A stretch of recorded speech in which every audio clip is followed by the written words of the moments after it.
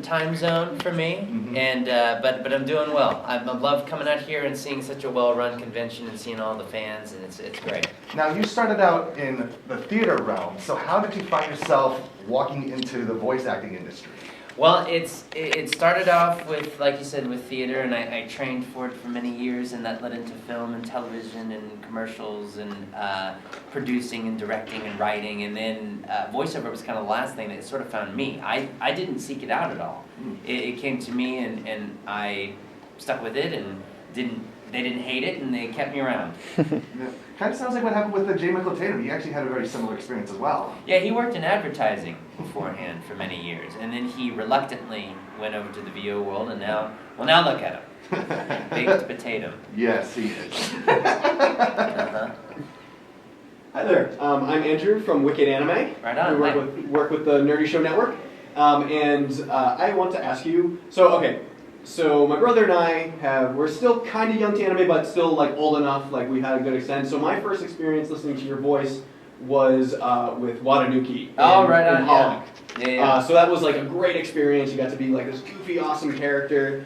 But what was your favorite character experience as far as voice acting goes? Well, it's funny that you mentioned that show because the engineer of that show, Kyle Phillips, that was his first show to work on, and I was his engineer for that show, and he is now directing me all these years later in a show called Dagashi Kashi.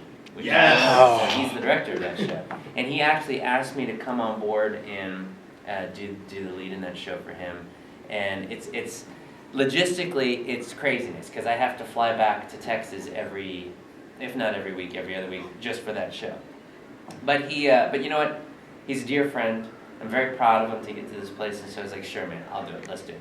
And so hey, we wrapped up the frequent flyer miles. My favorite role, I think, at this point, if we're talking comedically, it would be Karara from Sergeant Frost. Yes. And then my favorite from the action world is got to be Natsu. I mean, just the epicness of those fights, and so, they don't go too crazy and go DBZ length, but they're long enough to make you remember the good ones. So yeah. Nice. Absolutely. Hello, thanks again for taking the time with us. My name is David Lucier with IamThink.com. Very cool. Hi. And one of the favorite questions I get to ask that's led me to a lot of new anime, and some of my absolute favorites, is similar to what they had just asked, but not necessarily your favorite, but what do you think is your most important role, or the role that means the most to you?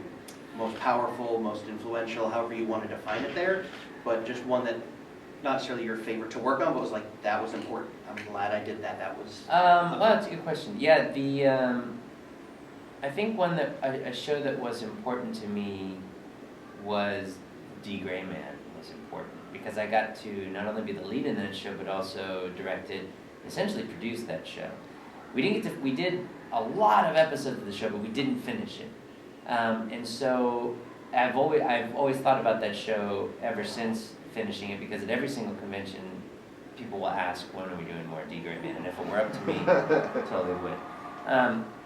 There's some discussions, so we'll see. I mean, who knows? Who knows what the future holds? But it would be nice to finish that. In terms of shows that are impactful from a convention standpoint with fans and such, I mean, it would have to be either Death the Kid from Soul Eater or Hikaru from Oran High School Host Club, and certainly Fairy Tail. Those shows have been really influential, especially, and with overseas guests, Sergeant Frog. Everyone, when I run into seiyus and other guests from Japan, they know Keroro Gunso, and so that's really cool. Thank you. Yeah, thank you. Now, going off of with Sergeant Frog, because that's basically become like the show I recommend to everybody. Oh, very cool. When they say, what's a good anime, I should start off with Sergeant Frog is the one. Right. So I'm going to try to word this much better than when I had the chance to ask this to Brina Palencia.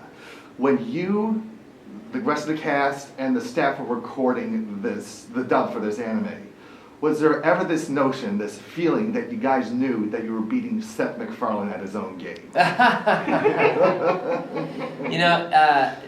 was such a fun show to work on, and how far we got to color outside the lines was amazing. it was one of those shows where I really enjoyed the seiyuu for Keroro a lot, and I really respect what they did with the role. And it was such a, we did a lot of episodes of this show. It's another case, another D. Gray Man. We did a lot of episodes of this show, but we didn't get to finish. I mean, there are over 300 episodes of it. That's a show that if we ever got to do it again, I would relish the opportunity to step back into that skin and be an amphibian again, and see what other inside jokes they could put in there. But it was a blast to work on. Everyone loved it. It's Chris Sabat's favorite role to do Gyuroro. Yeah. And it was amazing to be on stage with the seiyuu for Gyuroro and to do the Kero chant. Because he turned over to me and he goes, "Mr. Todd, would you like to do Kero chant?" And I go, I didn't know what he said at first. His accent is pretty thick. Then he goes, "Gyuro, gyuro, gyuro, gyuro." And I go, "Oh, Kero." So that was pretty cool. Yeah. Awesome. Well, for one thing, I will be waiting as well for when you decide to do season 4 of Super. I have all of it on DVD. I just want it. Awesome. Thank you for the support.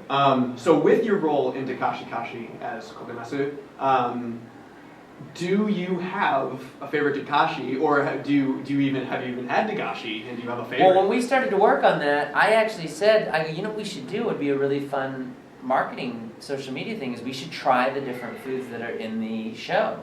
And so we suggested that to Funimation that I would do that, and I guess there was miscommunication on how that would go down because they go, no, we're good, and then I think what they meant is we're good, we're going to do that, and so they actually did it that week.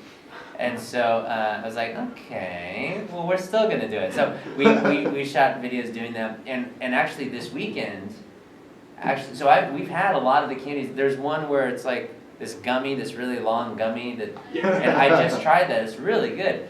There's I'm going to go to the dealer room actually today, and I want to find as much of the Dagashi Kashi type foods that we talk about and get them and bring them back so the director and I can make more videos next week. So I'm gonna load up if there's a lot of snacks there. I'm doing it. Nice. Yeah, it's a fun show. Who would have thought it's like, man, this show's about a snack shop, but it totally we're doing it. Oh no, I love Dagashi Kashi. It's almost like product placement done right. It's a cool show. Yeah, it's awesome. it's a lot of fun. Yeah. This will be our last question. You have a pretty good mix of animation and video game credits to your name. Have you developed a preference for one or the other over the years, or do they mostly feel the same when you're in there? For me, it's a lot of, each one is a little bit of a unique challenge. Video games, it depends on, when we work on Call of Duty, everyone's worked on a military game, so we know how that goes, and I'm a big fan of the games, and so the one thing that makes me sad about it is we don't get to see a whole lot of footage or storyboards when we're doing it, because it's just not made yet. Mm-hmm. When I worked on Doom, I saw a lot of cinematics and things like that, but that game went through so many creative teams to get to what is about to be released. It's completely different from when I started working on it 5 years ago. I went from being the hero of the game to being the villain of the game to being the guy that's in your Alfred in your ear to I really don't know if I'm even in it at this point. But I worked on it for 5 years on that game. Wow. And so it's video games. There are so many masters that you have to please, and there also are in animation as well. But it's a little bit of a different pressure. I loved working on Legend of Korra with Andrea Romano simply because she's a legendary director, and working with those writers was amazing. The show turned out great. Working with the other actors in the booth was awesome, and working with Zelda Williams, I didn't know who she was until halfway through the season because I'm just talking with her and. We talk about video games every now and then, and I'm like, so do your parents like Zelda? Is that why? And they're like, yeah, my dad. And I'm like, oh, okay, cool. And then one day I just I go, holy shit. I didn't realize it. But yeah, it's been fun. I like all the mediums. I like to do what I feel like I'm capable of doing and stretching myself and working with people that I respect. So any opportunity, whether it's video games, prelay, whatever, I'll do it. Great, thank you. Thank you. Great.